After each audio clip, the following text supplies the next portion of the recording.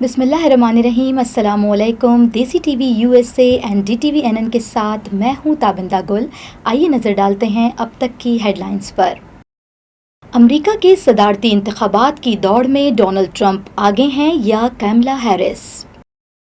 America की वो रियासतें जहां कांटे का मुकाबला मुतवक्के है, वहां किसको बढ़तरी हासिल है। डेमोक्रेट्स ने कैमला हैरिस का इंतखाब नहीं बल्कि तकर्रुर किया है ट्रंप इंतखाबी मुहिम की मुशीर। और डैलस में शायकीन क्रिकेट हो जाएं तैयार, जल्द मेगा इवेंट। ये थी हेडलाइंस। बढ़ते हैं खबरों की तफसीलात की जानिब। अमेरिका का अगला सदर मुंतखब करने के लिए अमरीकी वोटर्स रवां बरस 5 नवंबर को होने वाले इंतखाब में वोट देंगे।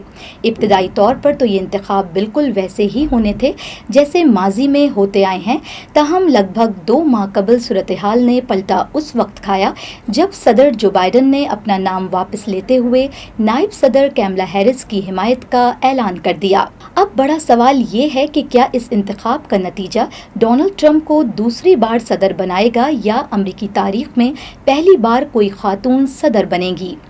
जैसे जैसे वोट डालने के दिन करीब आ रहे हैं, बीबीसी इंतखाबी मुहिम पर नजर रखे हुए है और मंगल के सदारती मुबाहिसे जैसे बड़े वाकयात की तरह हम आपको बताते रहेंगे कि व्हाइट हाउस की दौड़ कहां तक पहुंची है। सदर जो बाइडन के इंतखाबी दौड़ से दस्तबरदार होने के फैसले के रोज तक राय आमा के तमाम जायजों और पोल्स में साबिक सदर डोनाल्ड ट्रंप बढ़तरी हासिल किए हुए नजर आ रहे हैं। जो बाइडन की दस्तबरदारी के बाद किए गए पोल्स में कहा गया है कि कैमला हैरिस के आने से भी नताइज में ज्यादा बेहतरी की तवक्को नहीं होगी, लेकिन कैमला हैरिस के इंतखाबी मुहिम में उतरने के बाद सदारती दौड़ सख्त हो गई और उन्होंने कौमी सतह के राय आमा के जायजे में अपने हरीफ के खिलाफ छोटी सी बढ़तरी हासिल कर ली है और इस बढ़तरी को बरकरार रखा हुआ है। शिकागो में अपनी पार्टी के 4 रोज़ा कन्वेंशन के दौरान कैमला हैरिस ने कामयाबी के 47% तक के इम्कान हिस्से को टच किया है, जबकि 22 अगस्त को ख़त्म होने वाले इस कन्वेंशन में अपनी इख्तितामी तकरीर में उन्होंने तमाम अमरीकियों से आगे बढ़ने के एक नए रास्ते का वादा किया है। इस तकरीर के बाद से उनकी बढ़तरी में बहुत कम इजाफा हुआ है। दूसरी जानिब डोनाल्ड ट्रंप की औसत भी निस्बतन मुस्तहकम रही है और ये 44% के लगभग है। आज़ाद उम्मीदवार रॉबर्ट एफ कैनेडी की तौसीक के बाद में इसमें कोई खास इजाफा नजर नहीं आया। 23 अगस्त रॉबर्ट एफ कैनेडी ने सदारती इंतखाबात से दस्तबरदारी का ऐलान किया था। अमेरिका में 7 रियासतें ऐसी हैं जहां कांटे का मुकाबला मुतवक्के है और यहां से सामने आने वाले जायज़ों और पोल्स के नताइज काफ़ी टाइट हैं। यही वजह है कि ये जानना मुश्किल है कि इन 7 रियासतों में कौन आगे है और किसे बढ़तरी हासिल है। अभी जो सूरत हाल है और हालिया सर्वे से ये जाहिर करते हैं कि उन 7 रियासतों में चंद रियासतें ऐसी हैं जहाँ दोनों सदारती उम्मीदवारों के दरमियान मकबूलियत का फ़र्क इंतहाई हद तक कम है, यानी कोई वाज़ेह तौर पर आगे नहीं है।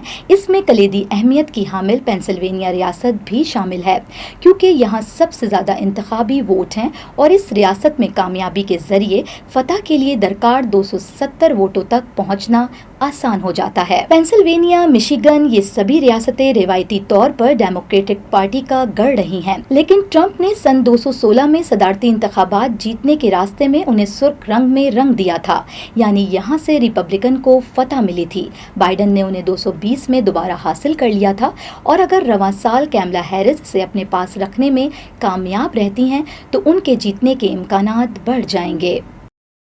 डोनाल्ड ट्रंप की कम्युनिकेशन मुशीर ने कहा कि डेमोक्रेटिक सदारती उम्मीदवार और मौजूदा अमरीकी नायब सदर कैमला हैरिस की उनकी पार्टी ने तकर्रुरी की है, इंतखाब नहीं। ट्रंप मुहिम की deputy director communication Caroline Sunshine ने मीडिया से गुफ्तगू में बताया कि ये बहस अमरीकी अवाम के लिए अहम है, क्योंकि कैमला हैरिस को उनकी पार्टी ने नामजद उम्मीदवार मुकर्रर किया है, मुंतखब नहीं। उन्होंने प्रेस के सख्त इंटरव्यूज़ का सामना करने से इनकार कर दिया है। ट्रंप और हैरिस मंगल की रात अपनी पहली रूबरू बहस के लिए आमने सामने हुए हैं, जबकि नवंबर में होने वाले सदारती इंतखाबात में सिर्फ 60 दिन रह गए हैं। सदर जो बाइडन ٹرمپ کے ساتھ اپنی پہلی بحث میں مایوس کن کارکردگی کے بعد اچانک دستبردار ہو گئے تھے، جس کے بعد کیملا ہیرس نے ڈیموکریٹک نامزد امیدوار کا عہدہ سنبھالا۔ تب سے ہیرس نے صرف ایک عوامی انٹرویو دیا ہے۔ سن شائن نے 2021 سے بائیڈن کی نائب صدر کے طور پر ہیرس کے وقت کی طرف اشارہ کرتے ہوئے کہا، یہ ایک ایسی خاتون ہے جو اپنے ریکارڈ کی مدد سے چل رہی ہیں۔ انہوں نے 2020 کے انتخابات میں بائیڈن سے ہارنے سے قبل ٹرمپ کے بطور صدر ریکارڈ کا بھی دفاع کیا۔ وہ یقیناً 4 سال پہلے صدر تھے۔ امریکیوں کو وہ خوشحالی، سلامتی اور معیشت یاد ہے جو صدر ٹرمپ کے دور میں انہیں ملی۔ دری اثنا ایک پروگریسو سیاسی مبصر نے ٹرمپ کو بہت بڑا اشرافیہ نواز بھی قرار دیا۔ انہوں نے ٹرمپ پر ایسی معاشی پالیسیوں کو ترجیح دینے کا الزام لگایا جو امیر اور ادارہ جاتی کاروبار کے حق میں تھیں۔